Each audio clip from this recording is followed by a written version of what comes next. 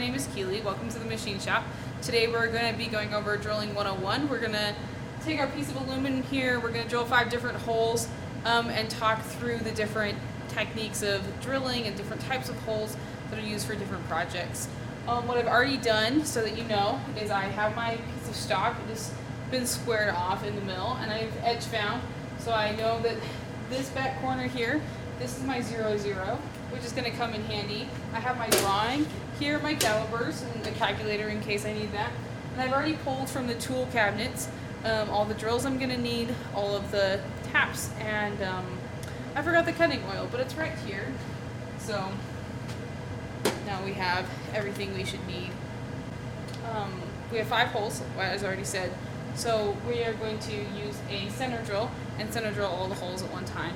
Instead of putting the center drill in the Jacob's chuck, which you can do, I have put it inside of a collet, which reduces, it makes sure that my hole is as concentric as possible. So I'm going to move my Y into the .8 position.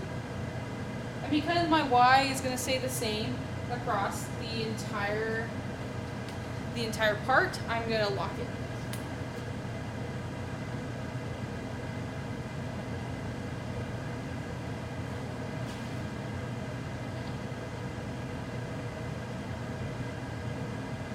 Now I shouldn't have to touch my Y for the entirety of the rest of my machining process. So starting the X, we're going to start at 0.5, or I guess negative 0.5, because my 0 is in the back corner, all my numbers will be negative in the X direction.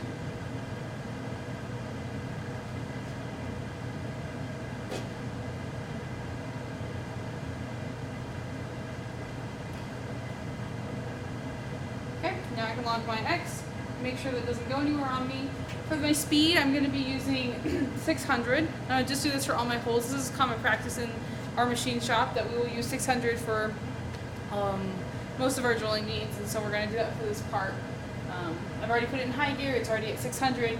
We're going to be using the quill to drill, but we want to not exhaust it. We want to use the Z as much as possible. So I want to raise my part up about, I like to say about a finger's width, and don't stick your hand under here and hurt yourself, but just eyeball it, and that's about a finger's width away from my part. So I can turn this machine on, make sure my quill is not locked, and then I can just come in and slightly peck my hole. I'm going to leave the machine on because I'm comfortable with it, unlock my X, and we're going to go to our next hole, which is at the -1.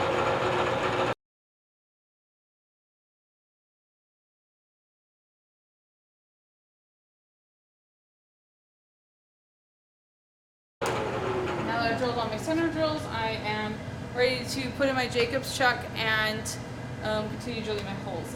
One thing you do want to check with a spot drill is the angle of the spot drill. So the angle of this one is 120 degrees. And the reason that I have picked that is because the angle of my drill bits is all 118 degrees.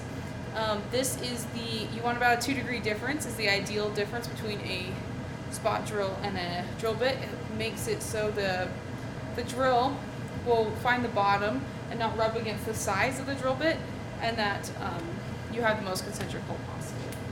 So now I'm going to lower my Z to be able to fit in my Jacob's chuck. And I'm going to lock my X so I can make sure I keep this position that I'm in.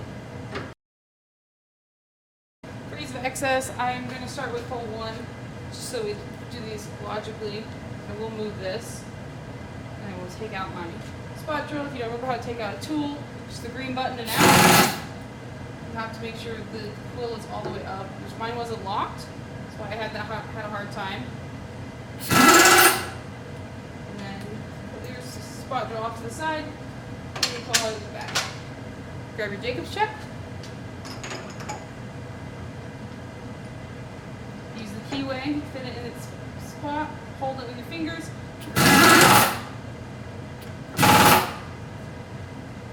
Now that that is securely in there, I'm going to lower my Z once again in order to fit the drill.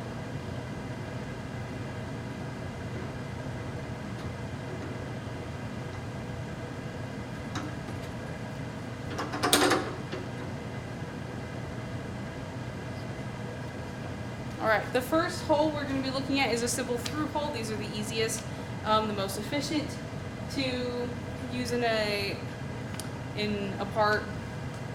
And just show an example of this. So I am going to do a through hole for a 1024 screw, which you can use, if you're in the machine shop, use one of the charts on the wall. They tell you exactly the size you need, or just you can find a machinist black book. They'll tell you the size you need. So I'm going to be using a 13/64, which is the size drill bit you want for a 1024 through hole. So I've got my 13/64 drill. I've got my drill, my Jacob's chuck. Stick it in there and tighten. Often it is very easy, especially with thinner drill bits, to put them in crooked. Let me show you an example of that. But it will easily tighten. That's an over exaggeration, but it will easily tighten like that. So just make sure that you are concentric. Well, if you're not sure, you can turn it on and you'll be able to tell really fast if you're straight or not. Tighten it with the key. And we're going to move it back to our drill 1 position according to my drawing. So that is -0.5 in the X.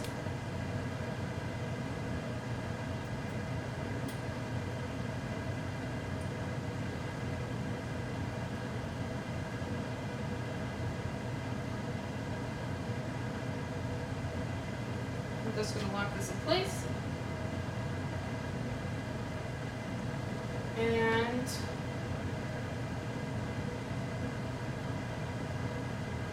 we're ready to drill. So this drill is simple. We're going to make sure we have a little bit of cutting oil on our drill, just so we have good clean chips. We want to also make sure we peck with it. We don't just go straight down. This is a thick piece. It's about 1.25 inches piece of stock.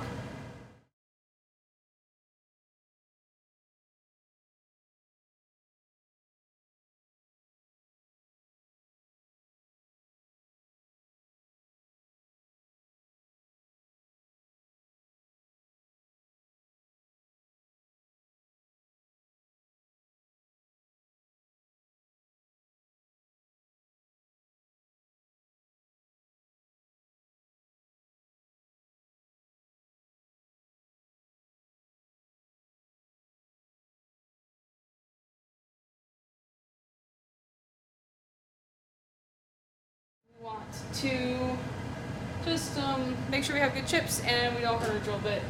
And there we go. We want this.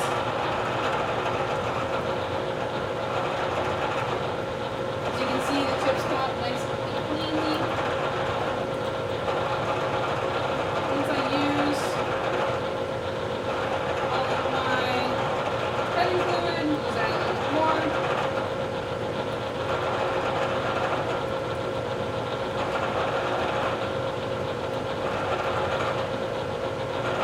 Break out those chips.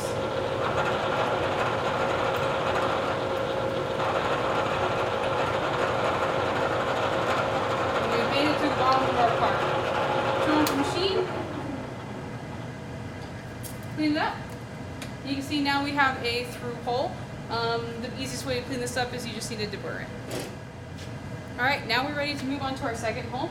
And we can see that this is a partial hole. We're going to be using a 13/64, so it's a partial through hole for a 1024. So we see that we're going to be using our 13/64 drill bit. We don't need to change that. However, since we spot drilled this and we need to make sure we go down a certain depth, we're going to be going down 1/2 inch. We are going to zero on a part of our part that we have not spot drilled on. So just any part in between those two holes will work fine for us. I'm just going to use right about there. And what I'm going to do is I'm going to come up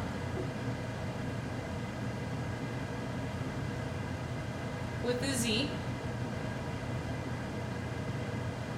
And then I'm just going to paper test this. Luckily, I've always got a piece of paper handy if I have my drawing handy.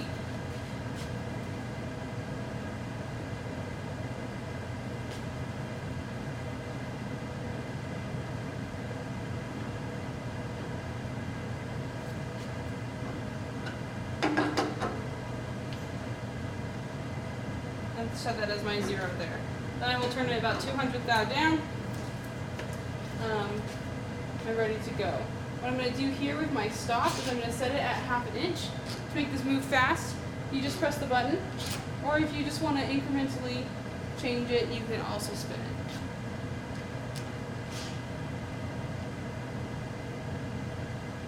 So I'm going to set this to 1/2 inch. This is just a standard ruler. We use the depth gauge when our part doesn't need a super specific depth. We're not going to a thou. We don't have that kind of tolerance, which we don't for this hole. It's just a through hole for a 10/24 screw, and we just need a deeper than the screw itself. So I can turn this on. We'll reset our X into the -1, which is the position of our second hole.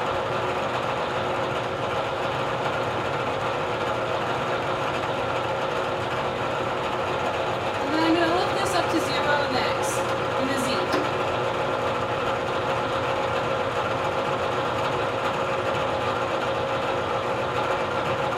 You can see it's not quite cutting, and that's because we have already drilled a center hole for this. And now I'm going to go down. Pecking as always. I'm using our cutting wheel.